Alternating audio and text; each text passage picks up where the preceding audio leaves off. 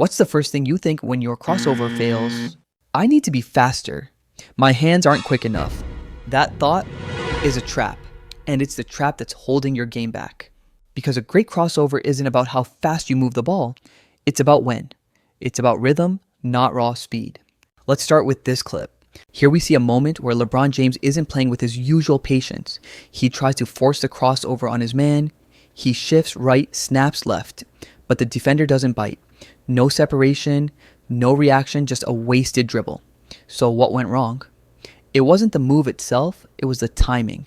And that tiny difference reacting versus pre-planning is what separates a smooth crossover from a dead one. In the next few minutes, I'm going to show you how to reverse engineer the greatest handlers of all time. It has nothing to do with moving the ball faster. It's about telling a more convincing lie with your body. Now, look at this play, the Allen Iverson crossover on Michael Jordan. Everyone focuses on the ball. That's the mistake. The dribble switching hands, that's just the final step. It's the result, not the cause of the defender's reaction. The real move, the thing that actually beat the defender, was the setup. It was a lie Iverson told with his entire body before the ball even moved. Think of it like a magician. You don't watch the hand holding the card. You watch his other hand, the one creating the misdirection. In basketball, the ball is the card. Your body is the misdirection. Most of you are just waving the card in the defender's face, wondering why they aren't falling for the trick. Kyrie Irving once said, "The ball and the defender tell me what to do, I don't decide before." That's the real secret. Here is the truth. A successful crossover is 90% setup and only 10% execution. We're going to break down that 90% because right now you're only practicing the 10. Before you can lie, you need a solid foundation because a crossover isn't just a hand move, it's a whole body transfer of energy. Watch any beginner, they dribble too high, their shoulders are stiff. That's not a threat, that's an open invitation. Now look at Luka or Shai. They're never in a rush, their knees are bent hips, loaded chest slightly forward.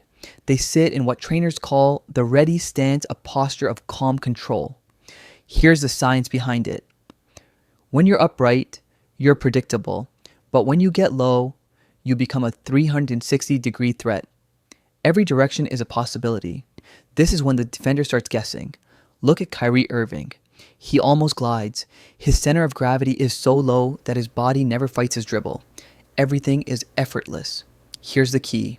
The ball only mirrors the rhythm your body creates, so here's your first action. Before every workout, spend 5 minutes just moving in a low defensive stance without the ball. Feel your hips leading the motion, not your shoulders. Feel the stability. This is the position where devastating crossovers are born. The best crossovers don't rely on speed, they rely on deception. Tiny invisible lies told through your body. When Kyrie drops someone, it's because every part of his body screams, "I'm going right." He's not just dribbling, he's telling a story and the defender believes it. Let's break down the language of that story. 1. Your eyes set the trap. A quick glance in one direction makes the defender lean. Your eyes have to look at the rim in the direction you are faking. Don't look at the ball. Look through the defender. This is the first and biggest cue a defender reads. To your shoulders, deliver the fake. This is the game changer. You must dip your shoulder, just enough to make it believable. If your shoulders stay level and square, the lie falls apart. 3. Your rhythm ties it all together. A good crossover isn't robotic, it's musical. Think of rhythm as your tempo control. You speed up, you slow down, you pause, you explode. The art of the crossover isn't about breaking ankles, it's about breaking a defender's attention. Most players think the crossover begins when they switch hands, but in reality the move starts seconds earlier. It begins with the setup. Watch Jamal Crawford or Allen Iverson. Before they ever cross, they build suspense, a slow dribble, a jab step, a tiny hesitation that freezes the defender's feet. That's a window, the split second when the defender's mind is unsure and his body locks up. Only after the defender has bought the lie does the ball move, and when it moves, it has to be brutally efficient. Remember these key principles. First, low and hard. Your crossover must happen below your knees. Second, V-cut, not U-shape. The V is quick and direct. Third, keep it tight. Protect the ball within the frame of your body. Here's the rule: never cross just to get open. Cross because the defender gave you something to take. That tiny still moment before the snap, that's where the move is truly born. The crossover you see on TV, that smooth, unpredictable, game-breaking move, was trained from control into chaos. Let's start with control. Go back to the basics. No cones, no combos. Just you and the ball. Stay low dribble, slow switch sides, deliberately. Every bounce should feel connected to your hips. This is where muscle memory forms, not through speed, but through awareness. Once you can do that without thinking, add movement and rhythm. Start walking while crossing, then jogging. Don't just repeat, change your tempo. Speed up, slow down, pause, and explode. Then comes reaction training. This is where you build instinct. Grab a partner for the mirror drill. The attacker crosses only when the defender twitches or shifts weight. No pre-planning. No partner. Do it alone. Visualize a defender. Cross only when your gut says now. Finally, step into chaos mode. Play live, 1-on-1, 2-on-2. No scripts, no expectations. You're not trying to show your crossover anymore. You're trying to feel it. Because pros don't rehearse moves, they rehearse reactions. And over time, those reactions become rhythm. And that rhythm becomes confidence. You can master every drill, every combo, every technique, but the moment you lose confidence, it all disappears. Because the crossover isn't just physical, it's psychological. Most players fail not because they lack skill, but because they don't trust what they've trained. They get into a real game, see a defender in front of them, and their mind starts screaming, what if I mess up? What if I lose it? And just like that, the rhythm vanishes. Confidence isn't loud. Confidence is quiet. It's the calm in Kyrie's eyes before he moves.